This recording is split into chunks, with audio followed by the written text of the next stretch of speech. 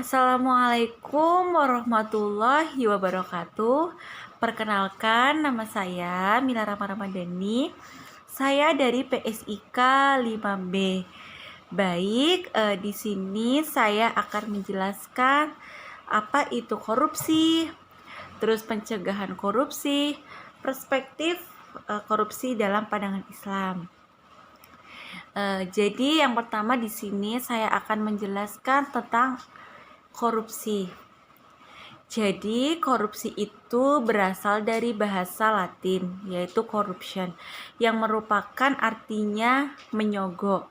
Jadi dalam istilah secara umum, korupsi adalah suatu tindakan dari seseorang yang menyalahgunakan suatu kepercayaan dalam suatu masalah maupun organisasi guna memperoleh keuntungan pribadi. Selanjutnya, saya akan menjelaskan tentang korupsi dalam perspektif Islam. Jadi, Islam adalah agama yang menjunjung tinggi akan arti kesucian, sehingga sangatlah rasional jika memelihara keselamatan atau kesucian. Harta termasuk menjadi tujuan pokok hukum pidana Islam.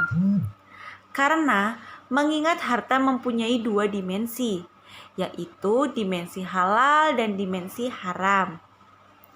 Perilaku korupsi adalah termasuk dalam dimensi haram. Mengapa? Karena menghalalkan suatu yang haram dan korupsi merupakan wujud manusia yang tidak memanfaatkan kelulusan dalam memperoleh rezeki Allah Subhanahu wa Ta'ala.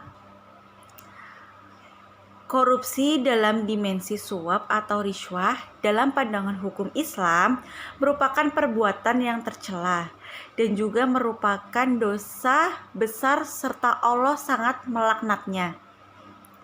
Islam tidak menentukan apa hukuman bagi pelaku suap.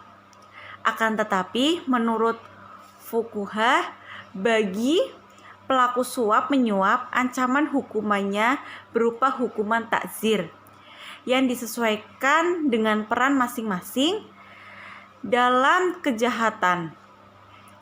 Yang kedua, korupsi dalam dimensi pencurian atau sarakoh, yang berarti adalah mengambil harta orang lain dalam keadaan sembunyi-sembunyi.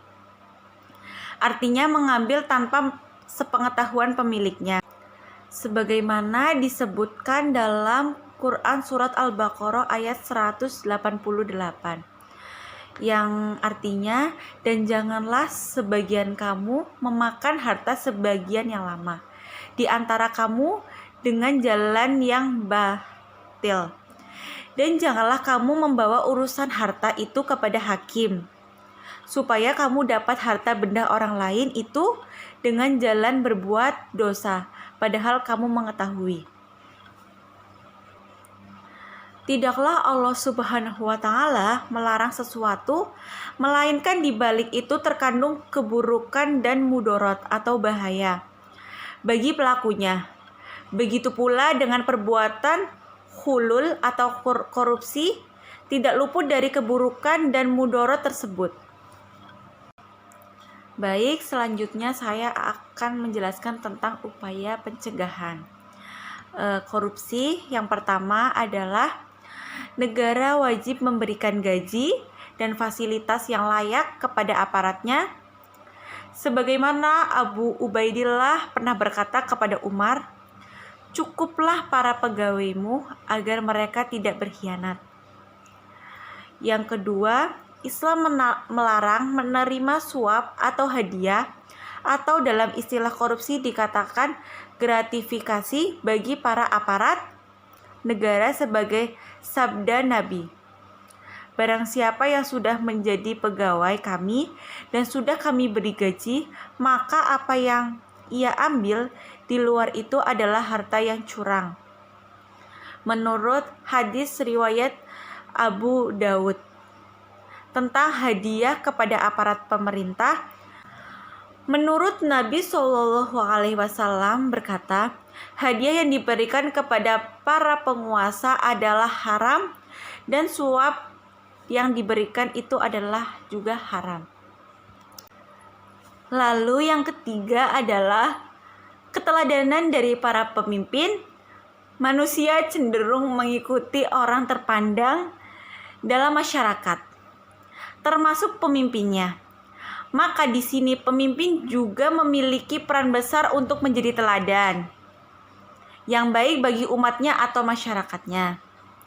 Sekian penjelasan dari saya. Mohon maaf atau apabila ada kesalahan. Terima kasih. Wassalamualaikum warahmatullahi wabarakatuh.